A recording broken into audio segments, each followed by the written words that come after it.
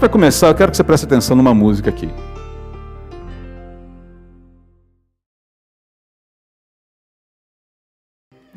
Mataram a saudade? A maioria que lembrou, né? Se você não sabia ou não lembrava da letra, você hoje relembrou. E aí, qual é a inquietação aqui? Who I am? Quem sou eu? Mas percebam que há uma construção, né, de uma ideia. Quando eu era criança, cara, tudo era lindo, tudo era maravilhoso, tudo era perfeito, a vida fazia sentido. Não é verdade? De repente eu fui enviado para uma dimensão nova de aprendizagem de existência que visava construir em mim uma mentalidade lógica, racional, e o que aconteceu? A vida perdeu o sentido. É isso que ele está falando aqui. Isso se chama fazer exegese cultural. Os crentes precisam aprender a fazer isso. Basicamente, aqui, o que o pessoal do Supertramp está cantando, né, ou as perguntas que estão sendo feitas aqui, há muitas outras, mas a gente pode sintetizar aqui, basicamente é, por que eu existo? Né? Há um propósito para a minha existência? Questão existencial. As pessoas se perguntam sobre isso, elas lidam com essa inquietação sobre a vida. Todo mundo lida. Ainda que não lide de uma forma sistematizada na sua mente, ele está trabalhando com essa questão. Ele, inconscientemente, ele lida com essa questão existencial. A vida dele precisa ter um sentido, precisa ter um lastro. A gente já viu um pouquinho disso a semana passada, né? O que fundamenta a ética e a moralidade? Já parou para pensar nisso? Nunca antes na história desse país se falou tanto em ética e moralidade, não é verdade? Precisamos recuperar a ética. Precisamos restaurar a moralidade. Precisamos ter... Pessoal, uma das frases mais curiosas que eu tenho ouvido nos últimos tempos, olha, é legal, mas não é moral. E a pergunta é, com base em quê? Com base em quê? De onde vem esse conceito de moralidade? Questão 3. O conhecimento é possível? Como posso saber o que é verdade, o que é verdadeiro? Então percebam, questões existenciais, questões morais, e aquilo que a gente chama dentro da filosofia questões epistemológicas. Essa trinca de valores está presente na realidade humana. A gente precisa dar conta de resolver essa equação. Lembra daquele gráfico que eu fiz a semana passada? Né? O sistema está aqui, né? O sistema mundo. Quando a gente fala sistema mundo, o universo, tudo que foi criado. Né? Quando você olha para essas três questões, você não consegue encontrar elementos suficientes que amarrem coerentemente a necessidade da questão existencial, da questão moral, da questão epistemológica dentro do sistema. É isso que a filosofia tentou fazer, foi o que a gente falou semana passada. Nós precisamos de um ponto teorreferente. Alguém que diga por que a gente existe. Porque ele criou tudo que existe. E ele é a razão de toda a existência. Alguém que estabeleça para a gente o que é uma régua moral. Uma régua absoluta moral, o que é certo, o que é errado, o que é correto, o que não é. Sendo ele mesmo o padrão para essa régua moral. Eu não gosto muito daquela definição de que Deus é bom. Porque parece que Deus está sendo qualificado, sendo adjetivado pelo que é bom. Não. A bondade encontra a sua definição máxima em Deus. É diferente. E a questão do que é verdade. Qual o parâmetro para a verdade? Okay? Então, nós precisamos desse ponto teorreferente. Aliás, eu não mencionei o teólogo que criou esse termo, chamado teorreferente, é o Dr. Davi Charles Gomes, que é chanceler do Mackenzie. Ele é o criador desse termo teorreferência. Tudo bem, temos outras duas canetas aqui, não se preocupem. Tá? Só para a gente ficar aqui um pouquinho entender um pouquinho aqui quais são as questões que estão... Quais são os eixos que levam a gente a discutir adotar esse livro Encontros com Jesus. São essas questões que estão sendo tratadas aí o tempo todo. Tá? A gente só está dando um pouquinho mais de sistema de formalização para elas. Né? Então, a música do Supertramp aponta para essas questões que inquietam o ser humano. E, muito provavelmente, eram as questões que inquietavam o coração de Natanael também, antes de ele encontrar com Jesus. Aliás, o encontro de Natanael com Jesus é bem engraçado, é bem divertido. Tem ironia ali, gente. Né? Tem ironia, tem sarcasmo, tem umas coisas curiosas acontecendo. Se você parar para ler com atenção, você vê que é um diálogo bem curioso. Então vamos dar uma olhadinha lá em João capítulo 1, versos 43 a 51. No dia seguinte, Jesus decidiu partir para a Galileia. Vocês se lembram? Judeia, Samaria, Galileia, né? Aquela estrutura, né? Você tem Judeia mais ao sul, Samaria no meio e Galileia ao norte. Tá? Jesus estava voltando para Galileia, onde ele morava. Quando encontrou Filipe, disse-lhe, Filipe foi um dos seguidores, né, de João Batista, siga-me. Filipe, como André e Pedro, era da cidade de Betsaida. Betsaida ficava mais a leste em relação a Nazaré, bem ali no norte da Galileia também. Filipe encontrou Natanael e lhe disse, olha aqui, um vai passando a informação para o outro. Né? Jesus encontra Filipe, siga-me. Filipe encontra Natanael e fala, olha, achamos aquele sobre quem Moisés escreveu na lei, e a respeito de quem os profetas também escreveram, Jesus de Nazaré, filho de José. Qual é a primeira informação que você nota aqui? Quais são os detalhamentos que Filipe faz a respeito de Jesus aqui para Natanael? Analisa bem o que ele está falando. Qual é a primeira informação que ele dá? Achamos quem? Aquele o quê? Sobre quem Moisés e os profetas... Até aí tudo bem, certo? Opa! Boa informação. Legal. Onde a coisa começou a melar? Ele vem de Nazaré, filho de José. E aí a pergunta talvez, quem raios é José? Essa pergunta não é feita, mas eu imagino que Natanael pode ter pensado nela. Mas ele fez uma outra pergunta. Perguntou Natanael, Nazaré? Gente, aqui é desprezo, tá? Desprezo profundo. Nazaré, pode vir alguma coisa boa de lá? Como? Foi nesse tom a coisa. Disse Filipe, vem e veja. Filipe foi esperto aqui, falou, não vou ficar argumentando. Não vou gastar meu tempo. Falei, cara, vem, dá uma olhada. Se não passar pelo test drive, você elimina. Né? É interessante essa proposta de Filipe. Cara, vem aqui, cara, avalie, analise. Né? Ao ver Natanael se aproximando, disse Jesus, aí está um verdadeiro israelita em quem não há falsidade. Como assim? Interessante essa reação de Jesus aqui também, a gente já vai falar um pouquinho sobre ela. Perguntou Natanael, de onde me conheces? Como é que você pode falar isso de mim? Nunca te vi. Ainda mais você sendo de Nazaré, cara, nunca cruzei com você. Então a mentalidade de Natanael é essa. É sectarismo mesmo. O mais interessante é que Natanael nem judeu era, não era da Judéia, na verdade. Era israelita, mas não era da Judéia. Ele era da Galileia. Mas é aquela coisa, né? Eu sou menos galileu que você, acho que é um pouquinho essa a ideia. Tá? Eu sou galileu, mas pelo menos não sou nazareno. Essa era a ideia aqui, tá bom? E quando Jesus chega e dá esse diagnóstico sobre ele fica assustado. Fala, peraí, como é que você me conhece, cara? Nunca te vi na vida. Nunca cruzei com você. Jesus respondeu, eu o vi quando você ainda estava debaixo da figueira, antes de Filipe o chamar. E a gente não sabe o que é que Natanael estava fazendo debaixo da figueira. Mas o fato é que essa informação de Jesus deixa o cara perturbado. Ele fica perturbado. Mas é uma perturbação curiosa, porque olha a reação dele. Imediatamente, então Natanael declarou, mestre, já começa com um tratamento de respeito, né? Rabi, né? Tu és o filho de Deus, tu és o rei de Israel. Eu fico tentando entender o que é que esse cara estava fazendo debaixo da figueira, gente. Porque é impressionante a mudança. De desprezo para uma elevação, coloca Jesus lá em cima. Né? Mas Jesus não deixa barato também. Né?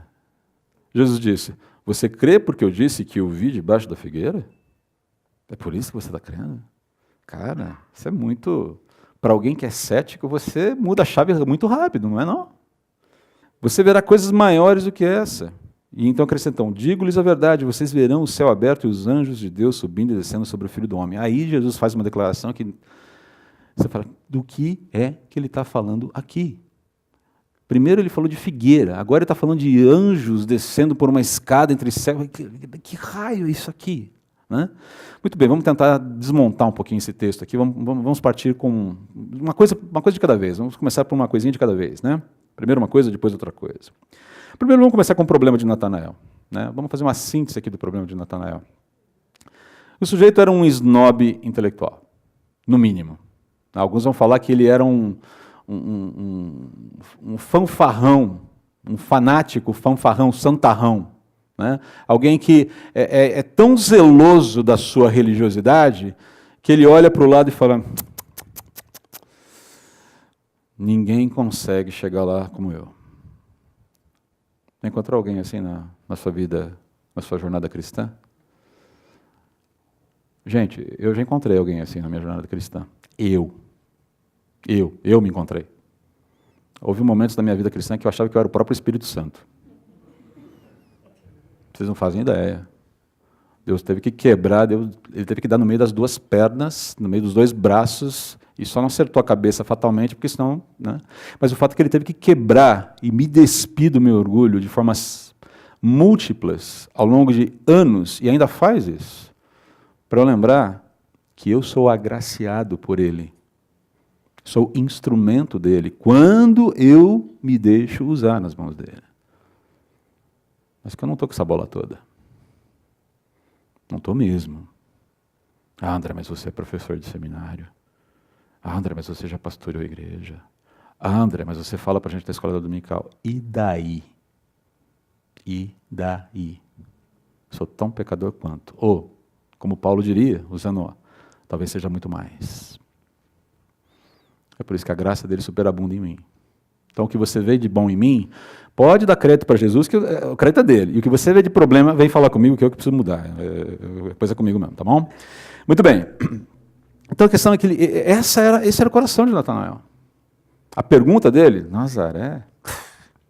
Credo, cara. Pode ser alguma coisa boa. Ela demonstra esse coração extremamente orgulhoso, zeloso ao ponto de ser fariseu, ao ponto de olhar para os outros e desprezar qualquer possibilidade outra que não aquela que ele está idealizando na sua cabeça. Ceticismo, em outras palavras. E a ideia de que ele não podia crer que de Nazaré, daquela cidade, poderia vir alguma resposta às grandes questões da vida. Aquelas inquietações. De onde eu venho? Para onde eu vou? O que eu estou fazendo aqui? Como é que eu consigo entender a realidade das coisas? Por que a gente está vivendo esse mundo? Por que a gente tem tantas expectativas em relação ao que está acontecendo? Como é que eu lido com isso? Eu falei, não, de Nazaré não pode. Eu escolho a fonte, entendeu? Sabe como é que é? Eu escolho a fonte que vai me dar a resposta. Eu determino de onde virá a solução que eu quero para a minha vida. Então perceba que não há uma abertura para analisar os fatos como eles são. Você simplesmente fecha, você trava, aquilo que os americanos chamam de tunnel vision, né? Aquela visão em túnel, e fala, eu determino qual será a fonte dos recursos, das soluções que eu vou procurar para mim. Eu não estou aberto para avaliar as coisas de uma maneira clara, ou de uma maneira abrangente. Esse é o primeiro erro. Porque a minha visão em túnel, ela fecha as coisas de tal forma que eu não consiga analisar o cenário como um todo. E esse é um erro fatal, pode ser um erro fatal aqui. Eventualmente vai se tornar um erro fatal. As pessoas ficam travadas numa solução e aquele não é o caminho, muitas vezes. É por isso que, para pensar um pouquinho, como às vezes a gente está tão envolvido em alguns problemas, situações corriqueiras da vida, né? E a gente está tão focado, a gente está tão dentro do problema, o que a gente precisa muitas vezes? De alguém que vem e faça o que com a gente? De uma perspectiva externa. Você já pensou nisso? Sabe aquela ideia fora da caixa que você não consegue pensar porque você está dentro da caixa? Alguém que vem de fora e dá essa solução, e dá essa... É exatamente essa indisposição aqui que Natanael tem. Tá? Se eu não estou vendo, se não está no meu range de visão, então não existe, não pode. E o que Jesus fala, cara, abra tua mente, porque as coisas são um pouquinho diferentes, são um pouco mais amplas do que você está imaginando aqui. Tá? Da mesma forma que Natanael dirigiu esse olhar de desprezo para Nazaré, e as possíveis respostas que viriam a partir de Nazaré, a gente está falando de Jesus, tem muita gente torcendo o nariz para o cristianismo como fonte de resposta para a vida também. E a questão é que talvez isso seja um erro. A ideia é que, ok, você talvez não concorde com o cristianismo, mas primeiro vamos analisar antes de rejeitar. Primeiro vamos dialogar antes de você falar, isso não me serve. Essa é a questão que a gente precisa ter em mente hoje, inclusive no nosso diálogo com o incrédulo. A semana passada a gente falou de a gente colocar as nossas dúvidas em dúvidas. Vocês se lembram disso? Nosso ceticismo, sermos céticos em relação ao nosso ceticismo. A mesma coisa, o mesmo diálogo a gente tem que travar com as pessoas que ainda não se aproximaram do Evangelho ou estão querendo se aproximar. Mas peraí, cara, você não está disposto pelo menos a dialogar antes de falar isso não me serve? Ou isso não tem a resposta? Essa é a primeira sugestão aqui para os Natanaéis da vida, né? Lembre-se que o desprezo é sempre mortal. Eu não descarto antes de considerar. É óbvio, algumas coisas a gente vai ter que descartar naturalmente, porque elas são más, elas são evidentemente ruins em si mesmas. Mas para pensar se a gente não faz, se a gente não tem essa tendência naturalmente. Pensa, traz isso para algo mais próximo de você, para o seu trabalho, ideias para o seu trabalho. Quem tem reuniões de brainstorming no seu trabalho aqui? Né? Costuma ter reuniões de brainstorming, ou de planejamento.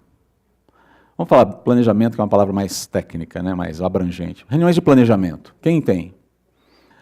Quando você está fazendo um planejamento para executar alguma tarefa, qual é a primeira disposição que você tem que ter?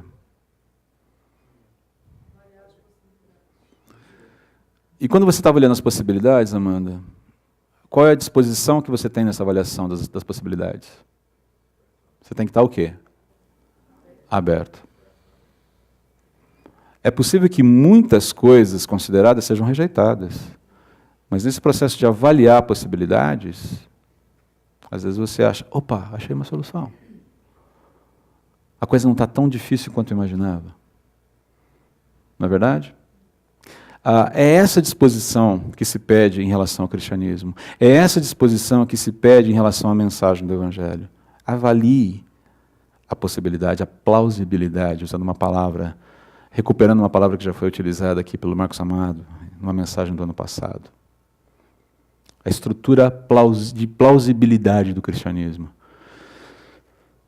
Tirando Deus da equação, o que sobra para você? Essa é a questão. Tem sentido a vida? A vida, você consegue definir propósito para a vida? Ou você cai naquela armadilha de Sartre, que a gente mencionou semana passada? Você consegue ter lastro para a moralidade, sim ou não? Você consegue justificar a moralidade? E mais, você consegue definir padrões para conhecimento da verdade? O que é verdade? Sem Deus, sem padrão algum aqui, ter o referente, nesse momento eu posso inclusive estar sonhando que estou falando com vocês, mas na verdade vocês não estão aqui.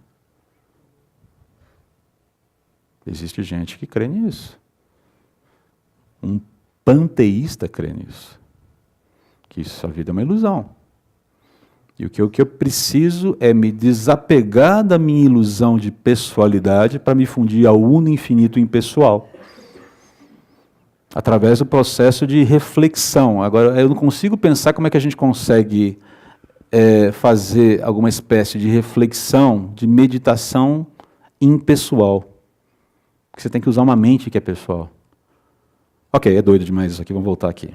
Mas percebam, essas propostas estão aí. Elas são concorrentes à mensagem do Evangelho. Então, a ideia é, eu não posso desprezar o que o outro está falando sem antes considerar. E eu preciso conhecer a proposta do outro para poder argumentar a favor da proposta cristã. Eu preciso conhecer a minha cosmovisão e preciso também conhecer a cosmovisão do outro. Uma regra de apologética aqui. Né? Apologética é uma disciplina que cuida da defesa da fé. Quando você entrar num diálogo com uma pessoa que não é cristã, mas que está querendo entrar num diálogo sobre fé, ou muitas vezes num embate, essa também não é uma sugestão minha, eu aprendi também com o Dr. Davi Charles Gomes. Ele é professor de apologética. Primeira regra. Primeira regra da apologética. Nunca responda, sempre pergunte. Sempre devolva uma pergunta no lugar de uma resposta. Segundo, lembre-se que quem está em crise não é você, é o seu interlocutor. Olha, perdão, primeiro ponto. Nunca aceite os pressupostos da pessoa. Quando eu digo não aceitar, não é que você vai simplesmente chegar e demonizar, mas você vai falar, não, peraí, vamos diferenciar esses pressupostos aqui. Talvez a coisa não seja exatamente assim, não concordo com tudo que você está colocando. Segundo, devolva uma pergunta. Segundo, faça Primeiro, não aceite os pressupostos. Segundo, lembre-se que quem está em crise é ele, não é você. E terceiro, aí sim, devolva a pergunta. Sempre faça uma pergunta. Aquilo que Francis Schaeffer falava de remover o telhado de cima da pessoa. Dá um exemplo básico disso aqui, aí a gente volta para o texto. Schaeffer conta que certa vez ele estava depois de uma conferência, não me lembro onde, acho que foi na Suíça, tempo muito frio, ele foi convidado para tomar chá no quarto, no alojamento dos alunos. Tá? Você que é fã do Schaeffer, Caio, se eu te falar de alguma informação imprecisa aqui, me corrija, por favor. Tá? Acho que você deve saber dessa história aqui. Está num dos livros da trilogia dele lá. Ele foi, tomou chá, e o pessoal estava discutindo sobre fé, sobre a viabilidade de Deus, plausibilidade de Deus e tudo mais. E tinha lá um indiano, um Sikh, se eu não me engano, e ele falou, não, a vida é ilusão, tudo é ilusão. Não existe mal, não existe bem, não sei o que lá, e papai. Enquanto isso, a água estava ebulindo ali no fogãozinho. E um dos colegas cristãos, ouvindo ele falar, se aproximou, pegou a chaleira de água quente, e ele falou, não, é tudo ilusão. Nada existe. O que existe é o uno infinito, o Deus impessoal, aquela coisa, e papapá. Nada existe. E o amigo vem com a chaleira. Para na frente dele. Levanta a chaleira com água fervendo, em cima da cabeça dele e fala, ok, isso tudo é irreal, certo? Posso virar? É irreal. Não é verdadeiro. Posso virar água quente em cima de você? O sujeito foi sair para tomar um ar frio lá fora. Removeu o telhado. Se você crê realmente nisso, você está disposto a ir até as últimas consequências com esse sistema de crença seu? Bastou uma chaleira de água quente para mostrar que não. Opa, parece que o negócio não é tão simples como eu estava afirmando. A água quente vai me queimar, eu vou me escalpelar aqui. Vou me escaldar inteiro aqui, esse negócio vai doer. Não é ilusão. E foi tomar um ar lá fora. Antes de dar a solução, antes da resposta, eu preciso levar a pessoa a dialogar coerentemente com o seu sistema de crenças. Eu não vou oferecendo Jesus assim de graça para as pessoas, sem mais nem menos. Antes eu tenho que causar inquietação dentro dele. É isso que Jesus está fazendo com Natanael, colocando inquietação. Pera lá, cara, mais devagar aí. Só porque eu falei que eu te vi na figueira, você vai aceitando assim? Que história é essa? Cadê o teu ceticismo? Está vendo? Cadê a tua coerência? Vamos trabalhar melhor isso aí. Bom, segundo,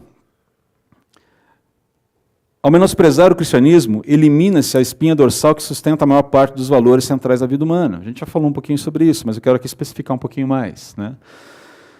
Nunca se falou tanto em dignidade humana, como se fala, direitos humanos dos presos.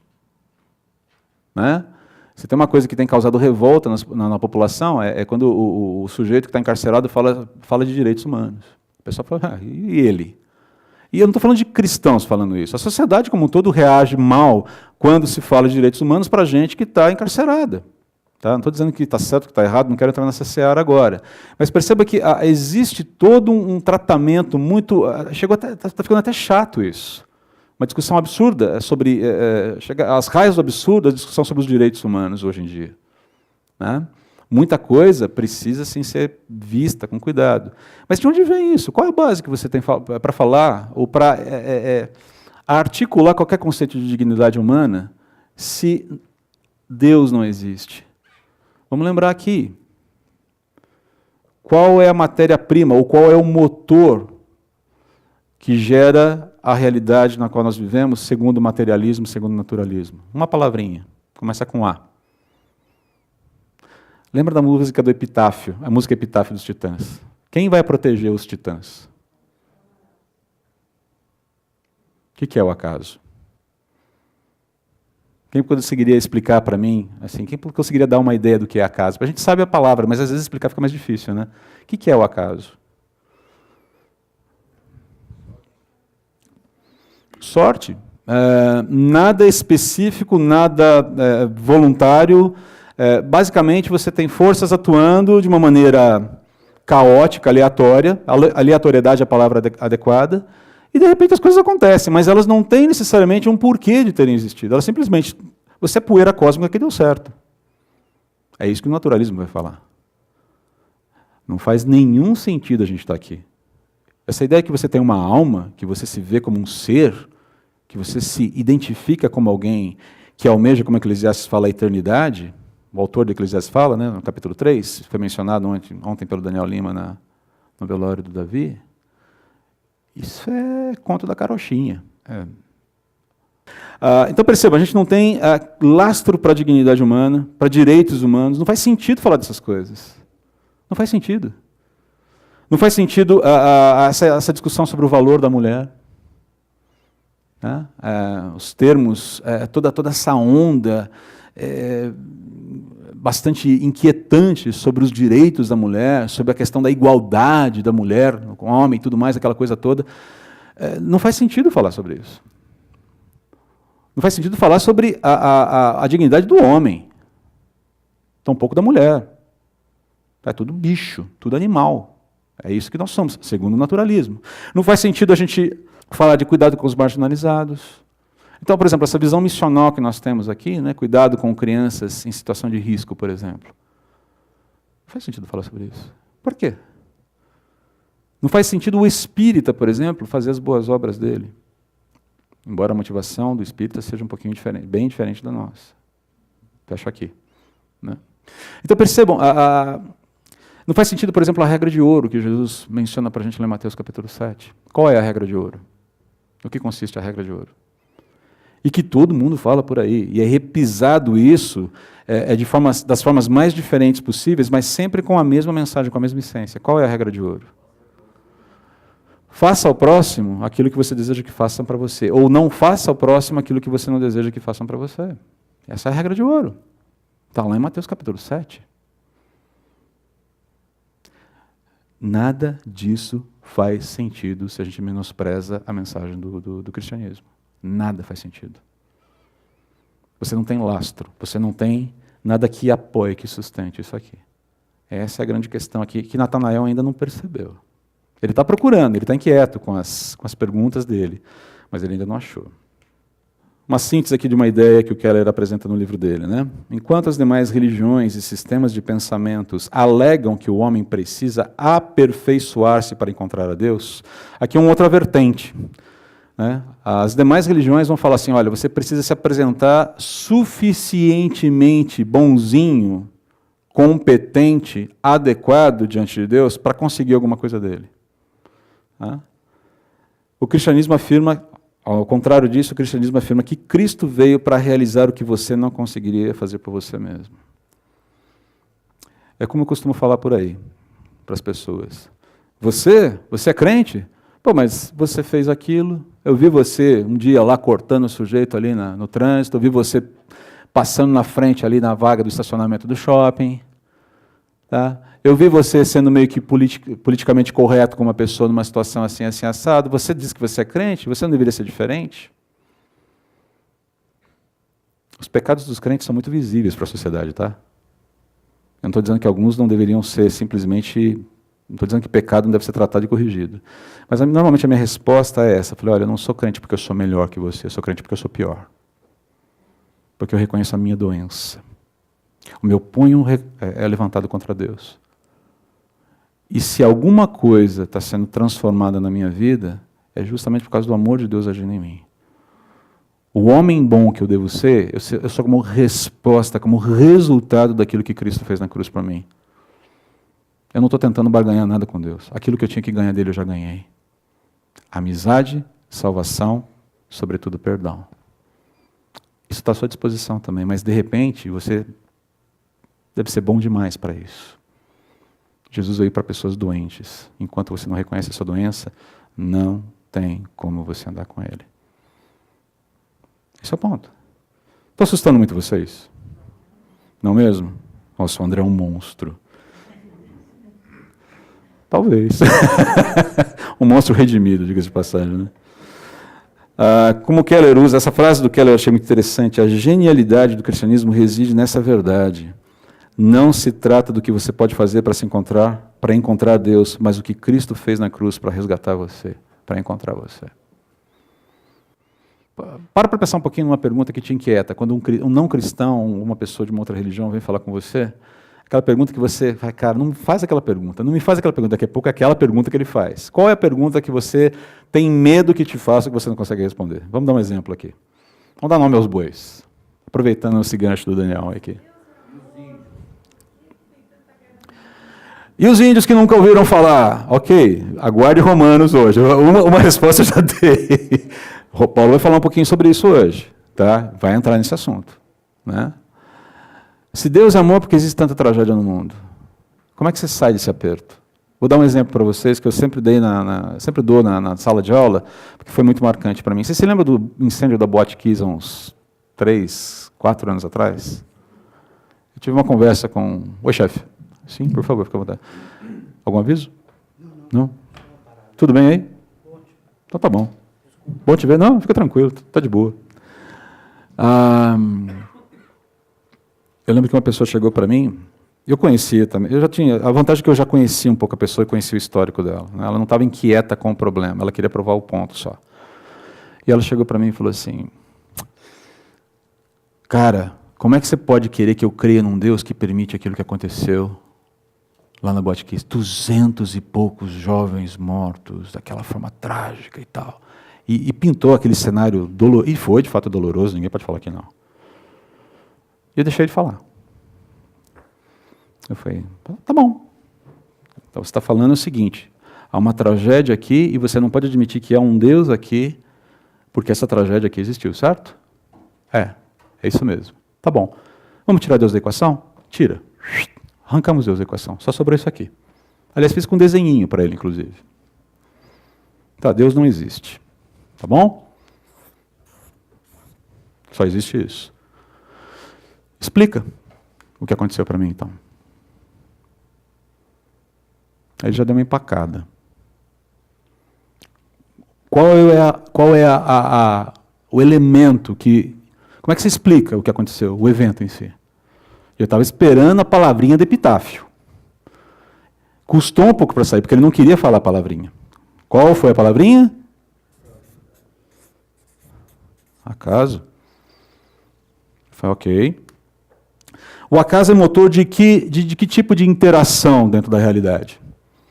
Quem defende que o acaso faz as coisas acontecerem? Não é a tua visão naturalista, ateísta? É. E ele já começou a sacar onde a gente ia chegar. Mas tá bom. Se a gente está falando de processos naturais evolutivos, porque é isso que você defende, o que aconteceu lá no Boate Kiss? Seleção natural. Era uma arapuca, com todo respeito. Eu não creio nisso, o que eu vou falar para vocês é uma dramatização, uma argumentação forte, é tirar o telhado. Tá? Eu lamento profundamente o que aconteceu naquele lugar. É terrível o que aconteceu ali.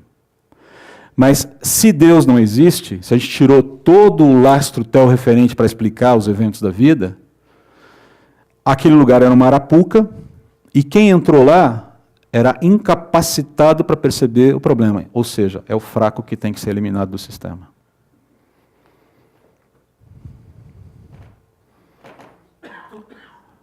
Quem era mais forte dentro da arapuca, passou por cima dos mais fracos e conseguiu sair. Sobreviveu. Então perceba, dentro do seu sistema não faz sentido falar em tragédia. Foi seleção natural em última análise. Mas dentro de uma dimensão que ultrapassa em muito a minha compreensão, aquilo fazia sentido.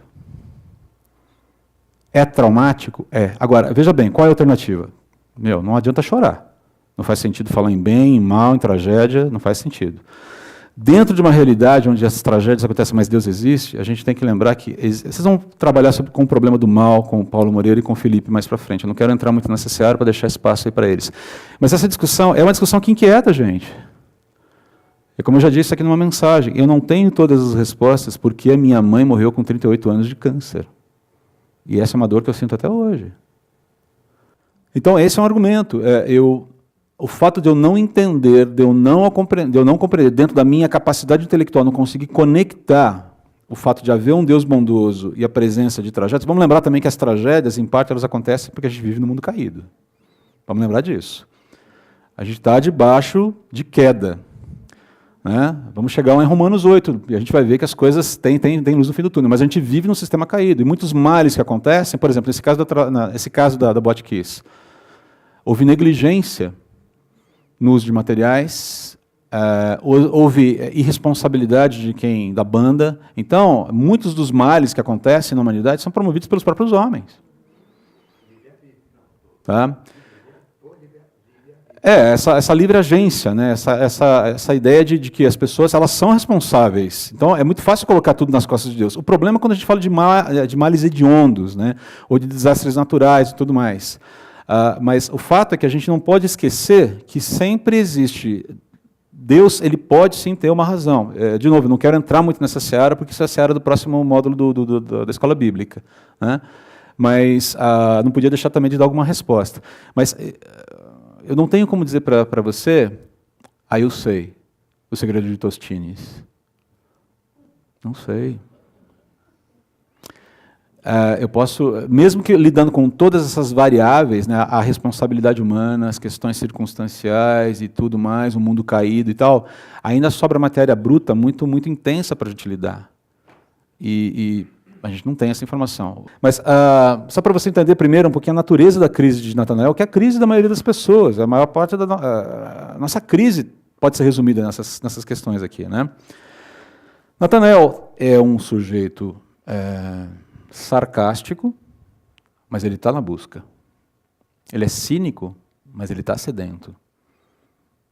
Ele faz piada, mas é aquela... Normalmente, aqueles mais piadistas são as pessoas mais inquietas. Mas é que ele está, de alguma forma...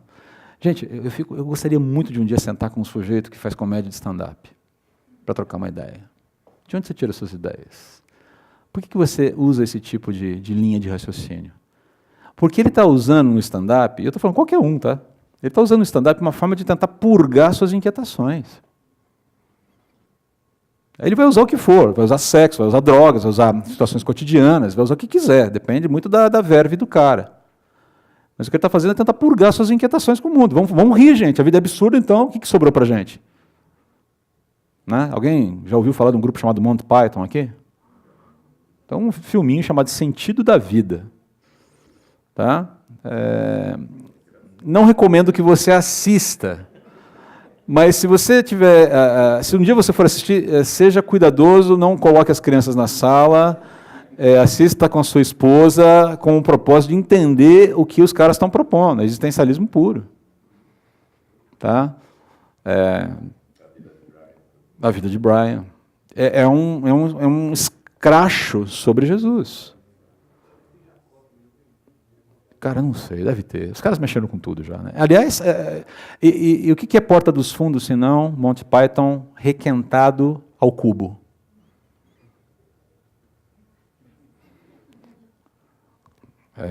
Deixa para lá. Muito bem. Além disso, Natanael está sedento para encontrar significado para a sua vida. Sob a camada, muitas vezes agressiva, de ceticismo, há corações sedentos por significado. Por que as pessoas buscam sucesso? Por que as pessoas buscam poder? Por que as pessoas buscam felicidade? As novelas. Qual é o mantra das novelas? Eu quero ser feliz. Por que você acha que as pessoas imitam o comportamento das novelas? Porque elas acham que fazendo aquilo que os personagens das novelas fazem, eles serão o quê?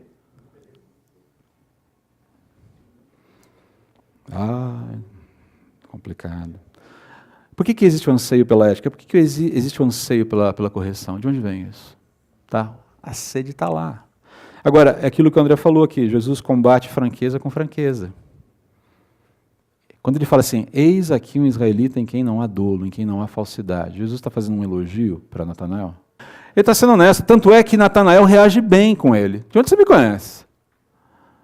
É óbvio que Jesus fica naquela... Sabe aquela coisa... Você já teve aquela sensação de estar falando com alguém e a pessoa fala alguma coisa, faz alguma asseveração, alguma afirmação sobre você e você não sabe exatamente se foi um elogio ou se foi uma crítica? Eu creio que Jesus está nessa linha aí. Jesus consegue engatar a coisa tão precisamente que fica naquela, ok, ele falou bem ou não de mim? Eu lembro uma vez que eu estava conversando com missionário americano, né, sobre possibilidades ministeriais, logo depois que eu saí do seminário.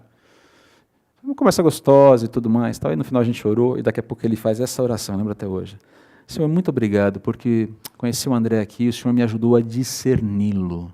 Eu falei, meu Deus do céu, o que ele viu em mim que eu não estou sabendo?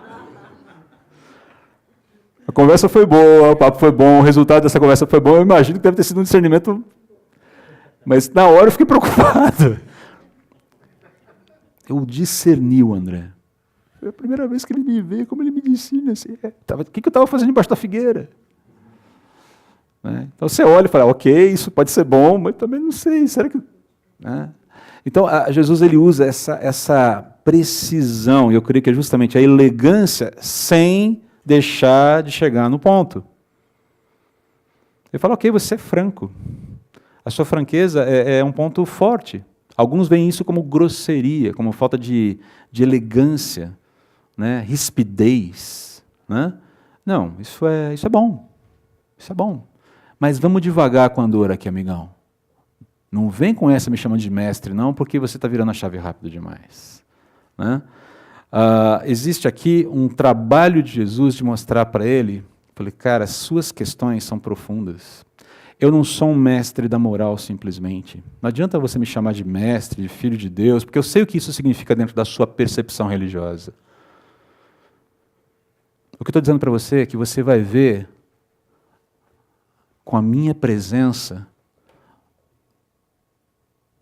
esses canais aqui funcionando direitinho na sua vida. Quando Jesus usa o exemplo do sonho de Jacó, né, a escada de anjos descendo e subindo, ele está falando assim, eu estou aqui para fazer a ligação que dá sentido à vida entre Deus e você e esse mundo. Eu estou aqui para explicar que a vida só faz sentido quando ela está conectada a Deus. E não existe conexão a Deus se não for por mim. Dentro da mentalidade do israelita, aquilo fazia todo sentido. Fica um pouco estranho para a gente Jesus ter usado aquele texto. Mas é isso que ele está falando. Eu estou fechando as lacunas que estão abertas na sua vida. Eu estou mostrando para você qual é o sentido. Que não dá para você pensar em termos de existência, moralidade e verdade, se você não caminhar comigo, como aquele que direciona ao Pai. Quando você fechar comigo, Natanael, você começa a encontrar respostas, fundamentos para as questões sobre a sua existência, do porquê você tem que fazer as coisas de uma forma e não de outra. E você vai conhecer de fato a verdade e vai viver nela. Tá afim, cara? Legal, Jesus. Mas como é que você sabia o que eu tinha feito debaixo da figueira? Cara, vamos conversar. Vamos conversar. Essa franqueza, ela é necessária. Esse diálogo franco é necessário. Jesus não recrimina a aspereza de Natanael. Muito pelo contrário, ele usa essa aspereza como porta de entrada para dialogar com a inquietação que está no coração do cara. Normalmente, a gente tende a repelir as pessoas, quando elas, principalmente as pessoas mais agressivas ao Evangelho. Mas lembre-se que por trás do cético mais agressivo sempre tem um coração que está clamando por respostas. Ele está com o punho levantado, ele já está engessado ali, né? Mas o coração ainda está inquieto. O coração ainda está clamando por respostas. E o que a gente aprende com Natanael é isso. A gente não, só relembrando aqui, né? Não se feche para uma possibilidade antes de analisá-la. Né? Isso pode ser mortal para você. Né? A ideia de que eu preciso dialogar sobre as minhas dúvidas de uma forma mais ampla. E preciso levar as pessoas a dialogarem sobre as suas dúvidas de uma maneira mais ampla também. Mas para isso, eu preciso entender a própria fundamentação do meu sistema de crenças e começar a entender o outro. E até a história do outro. É aquela história de mergulhar na vida da pessoa que você falou. Isso dá trabalho, isso toma tempo. E mais, às vezes o resultado vai ser um resultado negativo. Às vezes vai ser positivo. Antes de vir para a CB Moema, nós tínhamos um grupo de estudo. Vou terminar com isso. Tá, Fê? Eu estou terminando aqui. Antes de vir para a CB Moema, nós tivemos na casa dos nossos primos, junto com os nossos primos Davi e a Lia, que são membros aqui da igreja, um grupo de estudos voltado para incrédulos, na casa deles. Então, aquela ideia, qual era a regra? Qualquer pergunta é permitida, não tem pergunta ruim. Até as perguntas ruins são perguntas boas. Você está entendendo o ponto, né? E a ideia era trazer gente que não tinha qualquer espécie de informação sobre a Bíblia. Então, nós tínhamos amigos cristãos, mas é o seguinte, você só pode vir para a reunião se você trouxer um incrédulo. A senha é, tem um incrédulo a tiracolo. Tem alguém que quer aprender da Bíblia, quer entender o que é o Evangelho. Não era reunião de crente, era reunião para descrente. Ok? A gente teve esse grupo durante 8 anos, 8, 9 anos. Foi muito legal. E a gente está querendo retomar isso a partir do 2838. Se preparem 2838, porque a gente vai fazer esse negócio acontecer ainda com a graça de Deus. Entendeu? Muita gente passou por esse grupo. Alguns se tornaram cristãos. O último está ali, o Cris. A conversão dele foi um negócio muito interessante. Depois de 2 anos ali andando, chegou uma hora que a gente estava fazendo pizza depois da reunião, na casa do Davi. Hambúrguer. Não era pizza? Foi hambúrguer? Ok, errei o cardápio. Eu só sei que era alguma coisa junk food, era uma coisa junk food. E a gente começou a dialogar sobre algumas questões, né? Até o momento que ele falou, cara, você não tem mais dúvida, tem? Ele falou, não. Então por que você não confessa que o Senhor Jesus é o Senhor da sua vida, que você entrega a sua vida para Ele? E a gente fez aquilo naquele momento, do lado da churrasqueira. Na sequência, a gente entrou na sala e falou, a gente tem um comunicado para fazer aqui. As meninas achavam que era mais comida. E o comunicado é, o Cris hoje se tornou um filho de Deus mediante a fé em Jesus. O churrasco... Agora, o Cris está aqui hoje. Graças a Deus ele está aqui. Está aprendendo a respeito de Jesus, está andando com Cristo, está se tornando cada dia alguém mais parecido com Jesus. Como cada um de nós. Mas teve gente que passou, ficou 2, 3 anos, e no final, André, valeu. Foi bom ter esse tempo com vocês aqui. Mas isso não serve para mim. E nunca mais vi. Isso me coloca no meu lugar. Mostra que eu não sou o Espírito Santo. Nos coloca no nosso lugar. Mas tem uma coisa interessante aqui também. Enquanto essa pessoa não fechar os olhos, eu tenho esperança. A história não acabou. E aquilo que foi semeado pode ser recuperado um dia, pode ser usado um dia. Eu não sei o que Deus está fazendo. Ele me usou para um determinado capítulo. Ponto. O que Ele vai fazer na vida da pessoa é com Ele. Deus abençoe vocês. Tomem um bom café e a gente continua semana que vem. Tá bom?